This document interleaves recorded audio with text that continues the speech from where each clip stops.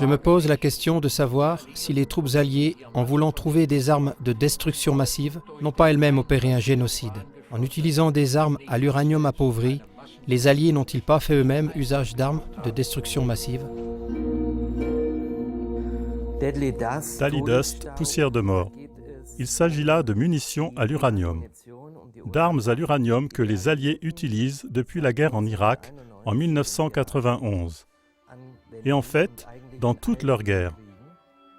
Cela veut dire non seulement en Irak en 91, mais également au Kosovo en 99 et aussi avant en Bosnie en 95. Ensuite en 2001 en Afghanistan où ils ont abondamment bombardé avec des missiles GPU-28 et 31. Et à nouveau en 2003 bien sûr à la deuxième guerre d'Irak. Mais entre-temps aussi en Somalie et au Liban et en fait partout où se trouvent les Alliés.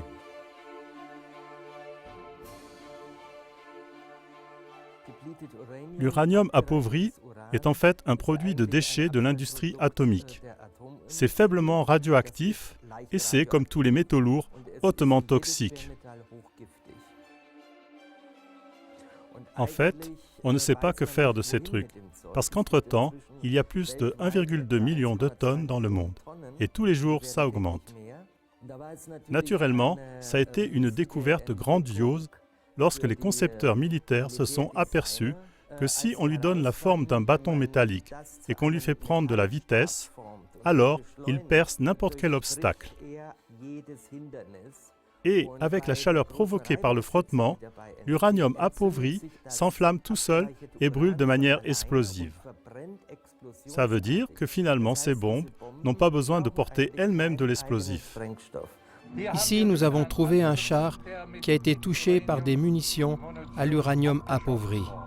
C'est-à-dire un tir ici à la tourelle et là sur le côté. Et donc, si on en prend la mesure, alors la radioactivité sur cet engin est bien au-delà de la ligne rouge. L'Euromil a classé ces armes comme étant effroyables et dévastatrices. Elle exige constamment la suppression de ces armes.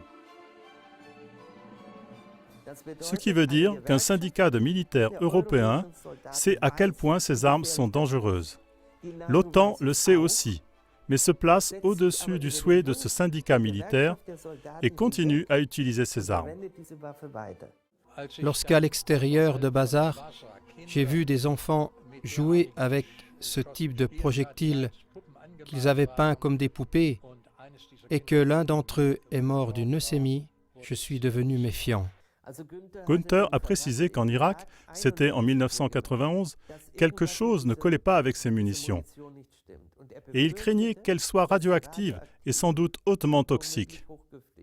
J'avais trouvé un de ces projectiles en Irak que j'avais fait venir à Berlin dans les bagages d'un diplomate, car je voulais enfin savoir si cet objet était, comme je le soupçonnais, radioactif ou pas. Et ainsi, je l'ai fait analyser dans 3 universités différentes. À la première, ils m'ont dit que c'était hautement toxique et radioactif et qu'ils ne voulaient rien avoir à faire avec cela. Allez donc voir à l'université technique. À l'université technique, ils ont réagi de la même manière. Ils m'ont dit qu'ils ne voulaient rien avoir à faire avec ce truc. Allez donc à l'université libre, à l'institut radiologique. Et lorsque je suis arrivé là-bas, ils m'ont dit « Aujourd'hui, c'est vendredi. Nous ne voulons pas ce truc maintenant. Revenez lundi. » J'ai donc dû traverser tout Berlin pour rentrer chez moi. Et lundi, de nouveau, retraverser tout Berlin avec ce projectile. Et là, il y avait déjà 16 policiers sur place qui voulaient m'arrêter en fait, car ils étaient déjà informés de la radioactivité de cet objet. Ensuite, un commando spécial de la police est arrivé avec des habits de protection, avec des coffrets spéciaux et on dit « Mais ça, c'est hautement radioactif. » On a fait arrêter Günther parce qu'il avait fait venir ce projectile. Juste un projectile en Allemagne. Et il a été condamné à une amende de 3000 Deutschmark, soit 1500 €, pour avoir libéré des ondes ionisantes. Cela, je l'ai rejeté et donc j'ai été incarcéré. J'ai dû passer 5 semaines en prison Mais au moins j'avais la preuve que mes soupçons sur la radioactivité de ces projectiles étaient fondés. Ça veut dire qu'en 1992, une haute instance juridique en Allemagne a constaté à quel point ces armes étaient hautement dangereuses. Lorsqu'un de ces projectiles touche un char, alors l'uranium appauvri s'enflamme sous cette chaleur extrême et se pulvérise en nanoparticules 100 fois plus petites qu'un globule rouge. Ce qui signifie que si on les respire, ou que si cette poussière, je dirais poussière de mort, se dépose sur les fruits ou sur les céréales, alors on l'assimile avec les aliments. Et à l'intérieur du corps, et c'est ce qui est terrible, cela peut voyager partout, dans tous les organes, traverser la barrière hémato-encéphalique. Par la respiration, ça va directement dans le cerveau, et là, ça peut se déposer partout. Et l'émetteur alpha rayonne comme un soleil sur les cellules voisines, et ainsi peuvent apparaître des ruptures de chromosomes, ce qui veut dire que le code génétique humain peut être modifié, avec d'innombrables conséquences et d'atroces malformations.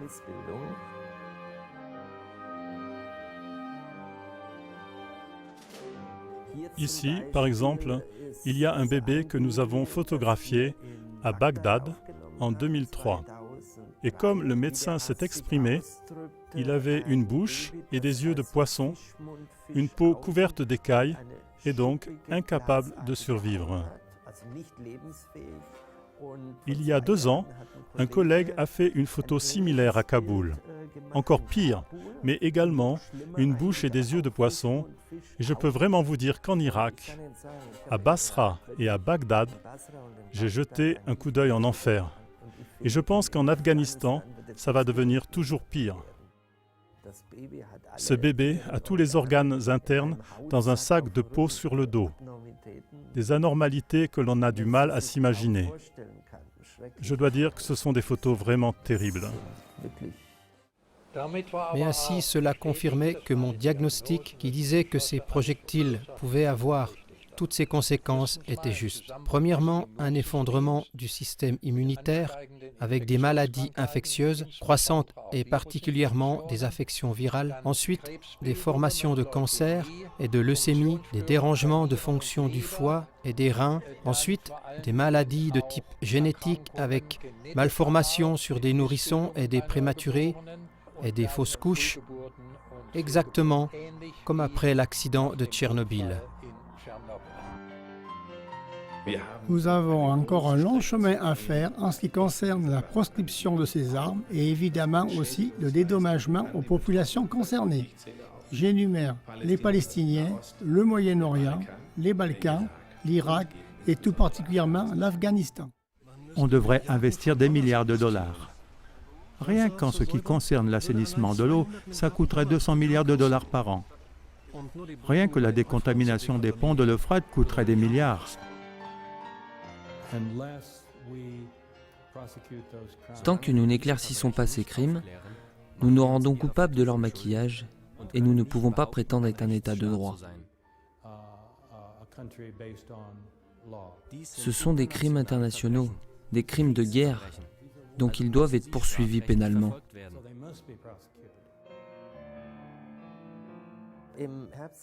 En automne 2008, les Nations Unies ont voté pour savoir si ces armes ne devraient pas être interdites. Et 144 pays ont voté pour l'interdiction de ces armes. Mais 4 pays ont voté contre et ont par là obtenu un veto. Les USA, la Grande-Bretagne, la France et Israël.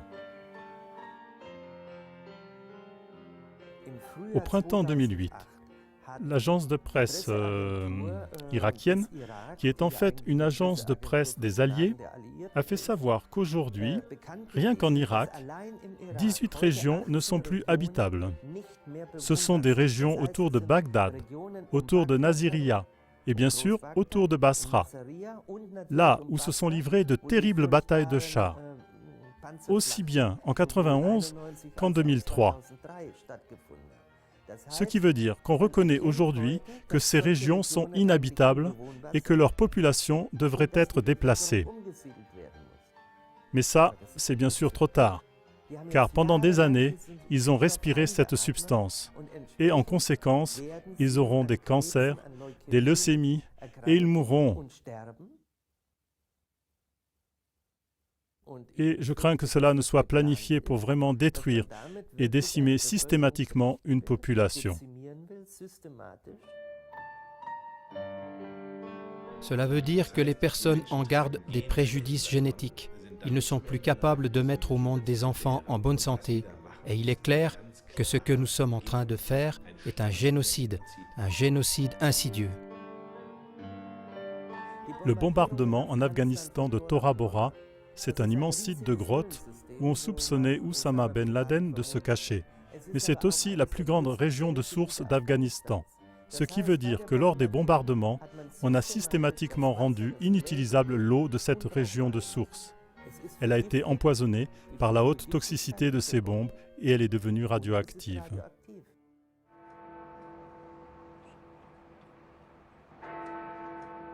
Depleted uranium munitions.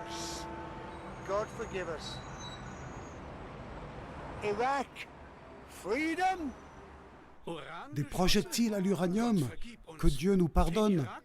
Libérer l'Irak, ça ce sont nos enfants, et ça c'est la méchanceté américaine et britannique. Nous devons enfin arrêter de dire « toi tu es méchant et moi je suis gentil ».